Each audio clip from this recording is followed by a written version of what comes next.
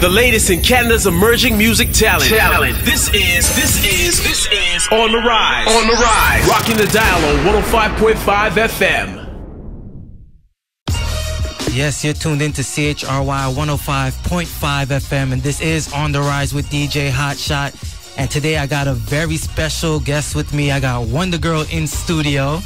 How are you doing today? I'm good. How are you? I'm really good. And for those out there who don't know who WondaGurl is, she's currently the reigning champ for the Battle of the Beatmakers, which is held in Toronto every year. And she's also the youngest champion ever on the Battle of the Beatmakers. So, you know, it's a pleasure just to have you here on the show. I appreciate you coming through, making it out to On the Rise. And I know 2012 has been a great year for you. Tell me, how is your 2013 going so far? It's going good. I got a few placements right now, a few on Ryan Leslie's album. Okay. So everything's going good right now. Okay, and that's really good to hear. You said you mentioned you have a placement with Ryan Leslie. Yeah. I'm sure you're working with other artists as well. Yeah. Being a producer, would you say, or actually having your name out there, would you say it's kind of busy now since the Battle of the Beatmakers? Yeah, it's been very busy for me right now. Yeah. Okay. Got a lot of people hitting me up. A lot of people wanting them beats. Yeah. So what I want to ask you is, what is it that actually got you into producing? Well, I've always loved music. Mm-hmm. I've always wanted to do something like musical. I've been playing piano. I played piano a little bit. I took lessons and then I stopped. Yeah, so I started off playing piano, making little beats on my piano, and I tried singing, didn't work. I tried dancing, didn't work. Tried rapping, didn't work. So what makes you say it didn't work? Because I sucked. Like I would listen back to my stuff and like it would be terrible. It was really bad. So. But you were at a young age. Yeah, I was really young. Okay. I took production seriously at 11. At 11? Yeah, I started at 9, but I took it seriously. Wow. At 11. So from 9 to 11, I was doing all that stuff, like rapping and all that stuff. Yeah. Really? To me, that's kind of like, that's amazing, because like, thank you.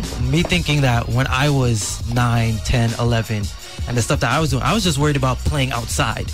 Like, you know, just going outside, hanging around with my cousins, watching cartoons, Dragon Ball Z, stuff like that.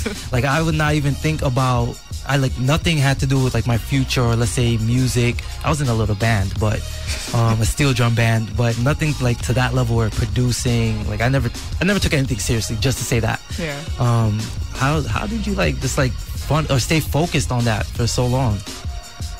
Well, like I said, I really liked music, and I didn't have many friends. I barely had any friends or anybody to hang out with, so I just stayed focused. I was able to stay focused because there was no one keeping me off focus. Okay, and you mentioned you first started making beats on your piano. Yes. And then what did you move up to after that, after I guess taking it seriously? I moved up to this software called Magic's music software or something like that. I didn't stay on that for long. It was just loops, and then I moved up to FL Studio, watched videos on YouTube how to make beats, and yeah. Okay, so you basically kind of self-taught yourself. Yes. Watching YouTube videos, and that's pretty smart, because I tell a lot of people that anytime there's something you want to do, or if there's something you don't know, you can always just turn to the internet. Yeah. And that's pretty dope that you actually, at such a young age, took the time to actually go onto YouTube and just learn how to use everything for FL Studio. Yeah. So I guess after you taught yourself FL Studio, when did you figure that, okay, I'm going to start putting my beats out there for people to listen to? At around, I think it was 13 when I started, or like late 12 when I started putting my beats out on YouTube. Yeah, that time I was on WondaGurl though. What name did you use then? I was it was like Ebster, DJ Ebster, something like DJ that. Ebster. And where did that name come from? My name's Ebony. Oh, okay. There you go. I'm slipping right now. I'm slipping. Okay, that's pretty dope. Have you ever thought of like going into DJing itself? Nope. No? So you never even tried it? No. You just use DJ Ebster? I may. Oh. But Okay, that's pretty cool. So then let's fast forward, I guess, a couple months or years. Yeah, a couple years. You entered the Battle of the Beatmakers competition. Yes. Was that you on your own just saying, okay, I'm going to try this? Or was it like friends and family that saying, oh, go right ahead? Which year are you talking about? The first time I went in or the second? Okay, so you've been there twice. I didn't know you were there twice. I guess I didn't do my research. But all right, let's say the first year. Okay, well, the first year, a year before that, I wanted to join it. But I was too young. It was 19 plus at that time. Okay. So the guy who made the Battle of the Beatmakers, he changed it to all ages the next year so I can join. And then I joined, and yeah, that's what happened. Okay, so you had your first year, you entered. How far did you actually get the first time? I got to the third round, and then the year before the previous year, the person who won that, it was a girl. She beat me. Okay, and I believe, let me see. Do you remember her name or no? Nina. I'm trying to remember. Nina? Nina. Okay, I think I remember that competition then. So then the next year you come back again. Yes. You enter the competition with a vengeance. Yeah. You definitely were going for that top spot. So were you nervous the second time entering again? Yes. Really nervous? Very nervous. Not as nervous as the first time, but like there's always like after the first round I always have like a nervous breakdown. Really? Yeah. Really? Yeah. So but I won, so So it worked out in the better for you, because I know like just being in that atmosphere, like I watched the videos and like to have the whole crowd there, it's actually like amazing to feel the energy. Yeah. Just even though I never got a chance to go, but just to see the video and the energy of the room, to have people like JD Era, Static Selecta, Sky Zoo, and other rappers just in the attendance. Yeah. I could imagine what like the pressure you felt just being on stage. Yes. And when watching the video from the battles, it was so interesting to watch you and compare you to the other producers, because many of the producers will go on stage and start dancing, you know, jumping up to while their beat played and stuff. But you, on the other hand, kind of just sat back and just smiled. And it just, like, I was like, is she smiling because she's nervous, or is she smiling because she knows what she has in store? So I don't know, is it more nerves, or were you just really confident in what you had?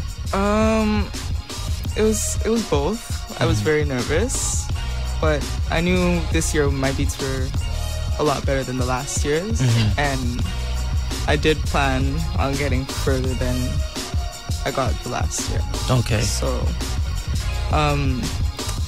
but I did just stand there because because I didn't feel like I needed to dance.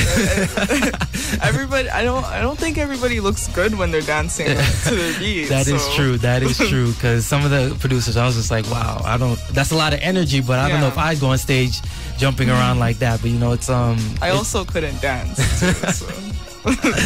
Oh, that's cool. I mean, you stood there and your beats definitely, I guess, spoke for you, or brought the energy, because you advanced throughout the rounds, and you made it to the final round. Now, when you entered that year, which was 2012, did you think you were going to make it straight to the final? Like, was that in your head, like, I'm going straight to the final, like, no one's stopping me? Yeah, and then after the first round, I didn't think I was. And then the second round, I still didn't think I was, because I was running out of beats. Oh, really? Yeah. I thought I was going to get disqualified because I had, like, 2 beats left. Or some, like, I had throwaway beats. Yeah. And I had 2 like bangers left. And I was scared because I had 4 rounds in the final round. So that's crazy. That's crazy. And I guess the throwaway beats, did you actually use them? I used one. Yeah. You used one of them, and it helped you progress. Yes. So I guess it worked in your favor. Yeah. So what was it like being there, knowing that you're at the final round? You're going against Mr. Magic, who was the reigning champ at that point.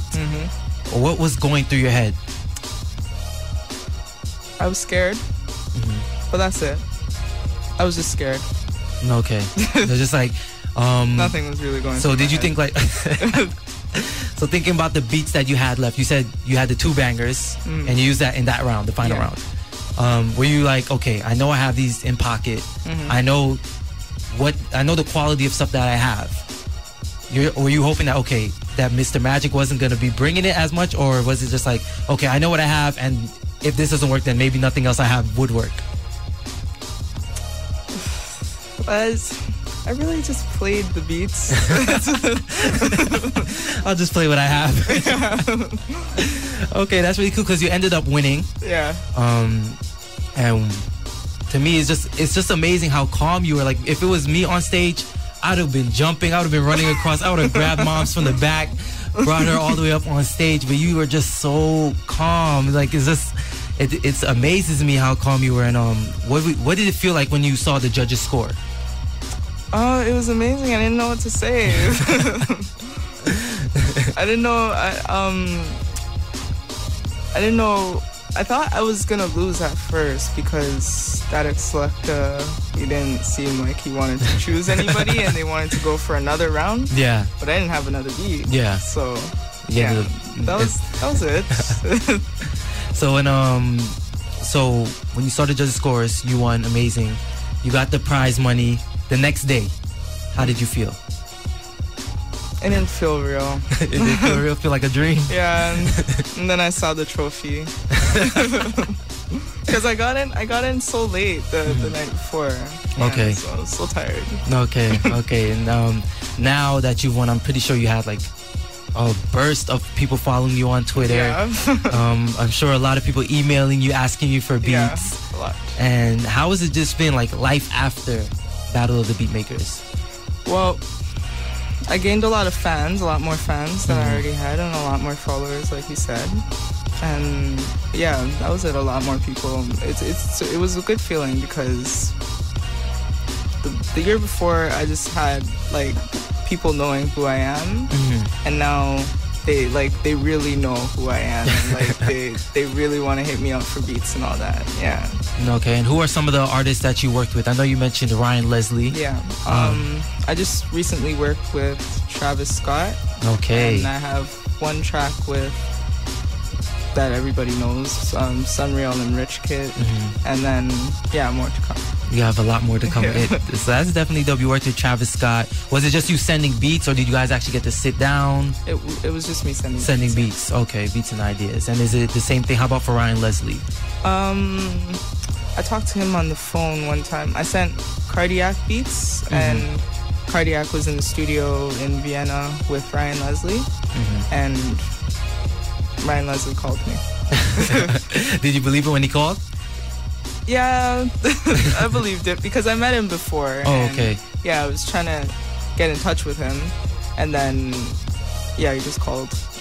And you say so nonchalantly, like, yeah, he just called and I picked up and we just talked for a bit. It's just Ryan Leslie. That's pretty dope because I know when he came to Toronto and performed, he actually performed one of the songs that you produced for him. Yeah. I thought that was I was so happy. Like, I didn't even know you, and I was like, yes. You know, she's making a name for herself. Yes, working with Ryan Leslie. I want to know, what's the next steps for you? Right now, just to get a lot more bigger placements, and get my name out there internationally. Okay. And have you been taking trips to the States or let's say Italy to meet up with Cardiac or something? Well, no. just LA like 2 times. Yeah. And how's LA? How do you like it there? I love it. I love LA. That's dope. And I actually got a chance to, I guess, creep your Instagram to see you met Young Chop. Yeah. You actually was in studio with Cardiac, or I don't know if it was in studio, but you actually met him as well. Yeah. What are some of the advice that they give you? Well, I didn't really ask for advice. They're good people. I didn't really ask for advice though. So I learned some stuff from FL Studio from Cardiac. I didn't get to work with Young Chop. Okay. Yeah, I learned some stuff in FL Studio from Cardiac, and I taught him some stuff. Okay. That's really dope. So you said that you're just trying to get your name out there internationally, work with more artists. Anything else? Are you maybe possibly? I know a lot of producers do like beat tapes and stuff. Would you ever go in that direction, or? Yeah, there was a producer in the Battle of the Beat Makers named Francis Gahi. Me and him are thinking of doing a beat tape this summer, like a collab. Okay. And, yeah, okay. It's just a whole bunch of beats that we made. Okay. Yeah. Okay, that's pretty dope. Is it something that you guys have started on, or is it just in talks right now? It's in talks. Like we're trying to get studio time, see where we can get studio time, and then start working. Okay. Is there a title for it, or not yet? No, not yet. Okay. Well, that's really good there, and I appreciate you coming in, talking to us for a bit here. Don't worry, to be here. We have a lot more to talk about. But what I want all the listeners out there to do is, if you have any questions for WondaGurl, make sure you hit us up at 416-736-5656. You can also hit us up on Twitter at Rise Toronto. Hit me up on Twitter at I am DJ Hotshot, and you can hit her up on Twitter at WondaGurl Beats, WondaGurl Beats. On Twitter. So there you go. So right now what we are going to do is get into Progression by Redway, which was produced by WondaGurl.